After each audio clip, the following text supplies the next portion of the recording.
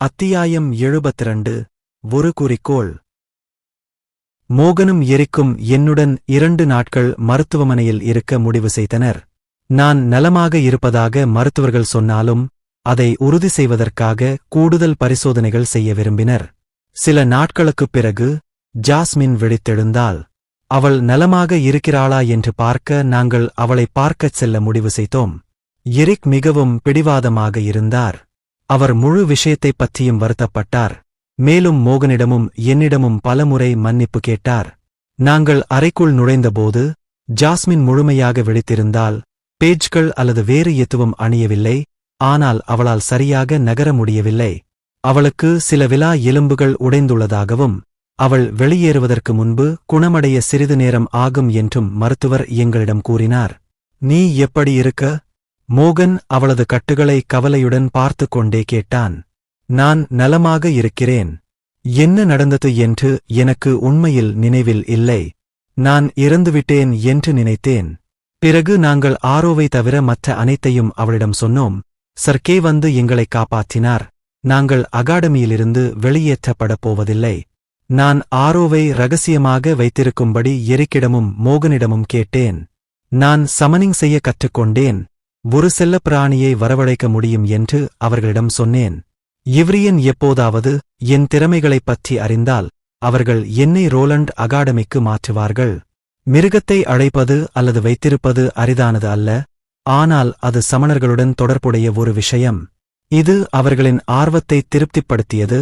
அவர்கள் அதைப் பற்றி கேட்பதை நிறுத்தினர். விவரிக்கப்பட்ட நிகழ்வுகளை சில கணங்கள் யோசித்த பிறகு ஜாஸ்மின் கண்கள் சுருங்கியது. சர்க்கே நாங்கள் அங்கு இருப்பதை எப்படி அறிந்தார் என்று கேட்டாள்.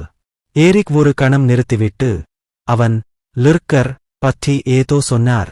அது யார் என்று உங்களுக்குத் தெரியுமா என்று பதிலளித்தார். பதில் சொல்ல முடிவு செய்வதற்கு முன்பு ஜாஸ்மின் சிறிது நேரம் அமைதியாக இருந்தாள். பதுங்கியிருப்பவர் என்பது அகாடமியில் உள்ள மாணவர்களிடையே உள்ள ஒரு கட்டுக்கதை. வெளிப்படையாக அவர் எப்போதும் நிழலில் ஒளிந்து கொண்டிருப்பவர் மற்றும் மாணவர்களை எந்த ஆபத்துகளிலிருந்தும் பாதுகாப்பவர் அல்லது விதிகளை மீறுபவர்களைப் பற்றி புகாரளிப்பவர். இந்த லர்கர் கதாபாத்திரம் இருந்ததாக நான் நம்ப விரும்பினாலும் நான் என் டிராகன் கண்கள் திறனை பயன்படுத்தும் போதெல்லாம் அகாடமியில் யாரோ மறைந்திருப்பது போல் தெரியவில்லை. தற்போது என்னை கண்டுபிடிப்பதைத் தவிர்க்க ஒரே ஒரு நபர் மட்டுமே இருந்தார். அது சர்க்கேதான். ஒருவேளை அவர் மாணவர்களிடையே உள்ள இந்த கட்டுக்கதையை அறிந்திருக்கலாம். மேலும் அவருக்குத் தகவல் கொடுத்த உண்மையான நபருக்கு இது ஒரு நல்ல மறைப்பு என்று நினைத்திருக்கலாம். ஜாஸ்மின் நலமாக இருக்கிறாரா என்று சரிபார்த்த பிறகு அவளை அப்படியே விட்டுவிட்டு எங்கள் தங்குமிடங்களுக்குத் திரும்ப முடிவு செய்தோம். எல்லாவற்றிற்கும் மேலாக நாங்கள் சில நாட்கள் வெளியே சென்றிருந்தோம்.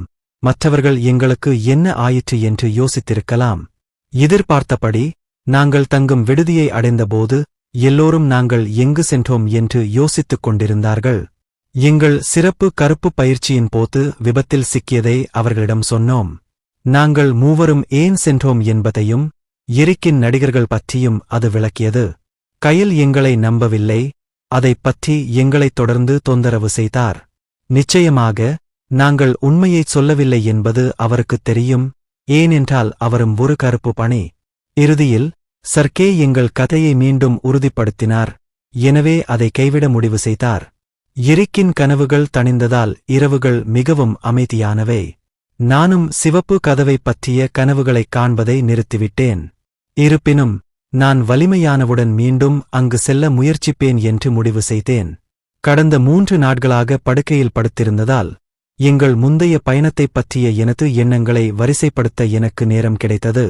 போரில் ஆரோ ஆச்சரியப்படும் விதமாக உதவியாக இருந்தார். மேலும் அவரது வேகம் அற்புதமாக இருந்தது. படிகங்களுடன் ஆரோவை விரைவாக மேம்படுத்துவது நன்மை பயக்கும். என் மனதில் அடுத்ததாக இருந்த விஷயம் மிருக படிக ஆயுதங்கள். இவற்றில் ஒன்றை நான் என் கைகளில் எடுக்க வேண்டியிருந்தது. சர்க்கேயின் ஆயுதம் மினோட்டாருக்கு எதிராக எவ்வளவு பயனுள்ளதாக இருந்தது என்பதையும் எங்கள் ஆயுதங்கள் எவ்வளவு பயனற்றவை என்பதையும் பார்த்த பிறகு எனக்கென்று ஒன்று தேவைப்பட்டது. பிரச்சனை என்னவென்றால் எனக்கு பணமும் ஆயுதமாக மாற்றக்கூடிய ஒரு குறிப்பிட்ட வகை மிருகப் படிகமும் தேவைப்பட்டது. நான் தற்போது அந்த முதியவருடன் தற்காப்புக் கலை அரங்கப் பயிற்சியில் இருந்தேன். சில நாட்களாக நான் ஏன் காணாமல் போனேன் என்று அவர் என்னிடம் கேட்கவில்லை, ஆனால் நான் நலமாக இருப்பதைக் கண்டு மகிழ்ச்சியடைந்தார். தற்போது நாங்கள் எனது 3 சண்டை வடிவங்களையும் பயிற்சி செய்து கொண்டிருந்தோம்.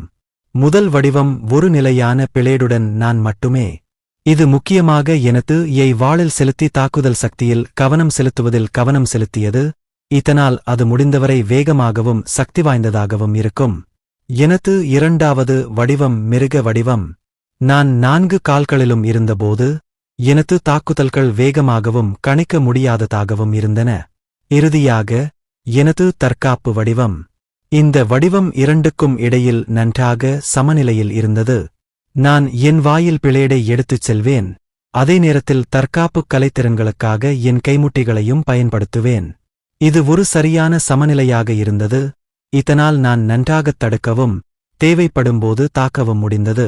இந்த வடிவத்தில் உள்ள ஒரே பிரச்சனை என்னவென்றால், ஒருவரின் கை என்னுடையதை விட சக்தி வாய்ந்ததாக இருந்தால் என் கைகள் போதுமான அளவு கடினமாக இருக்காது, அவர்களின் பிளேடை சரியாக வெட்டச் செய்யும்.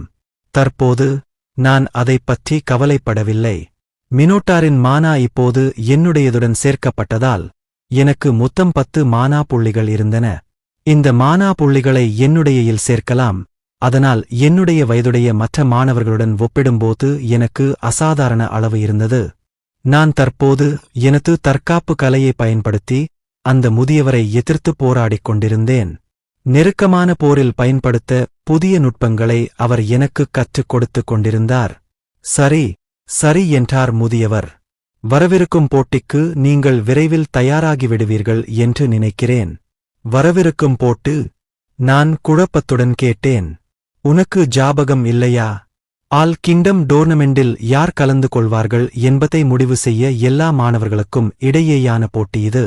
நடந்து கொண்டிருந்த எல்லாவற்றையும் வைத்துப் பார்க்கும்போது நான் அதைப் பற்றி முற்றிலும் மறந்துவிட்டேன். போட்டி இன்னும் சில மாதங்களில் தொடங்கவிருந்தது. போட்டியில் 2ஆம் ஆண்டு மாணவர்கள் மற்றும் 3ஆம் ஆண்டு மாணவர்கள் இருவரும் அடங்குவர்.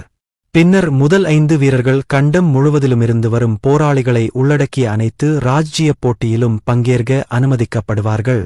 என்னுடைய மாணவனாக நீ குறைந்தபட்சம் முதல் 10 இடங்களுக்குள் இருப்பாய் என்று நம்புகிறேன். முதலில் எனக்கு சில புதிய உபகரணங்கள் தேவை என்று நினைக்கிறேன் என்று நான் சுட்டிக்காட்டினேன். அந்த முதியவர் என்னை மேலும் கீழும் பார்த்தார். தற்போது என்னிடம் மிருகக் கருவிகள் எதுவும் இல்லை. 3ஆம் ஆண்டு மாணவர்கள் 2ஆம் ஆண்டு மாணவர்களை விட மிகப்பெரிய நன்மையைப் பெற்றனர், ஏனெனில் அவர்கள் எங்களை விட ஒரு வருடம் அதிகமாக வேட்டையாடி வந்தனர். இது பல்வேறு மிருகங்களைச் சந்தித்து அனைத்து வகையான உபகரணங்களையும் பெற அவர்களுக்கு பல வாய்ப்புகளை வழங்கியது. உங்களுக்கு பிடிக்கக்கூடிய ஒன்று என்னிடம் இருப்பதாக நான் நினைக்கிறேன், முதியவர் புன்னகையுடன் கூறினார்.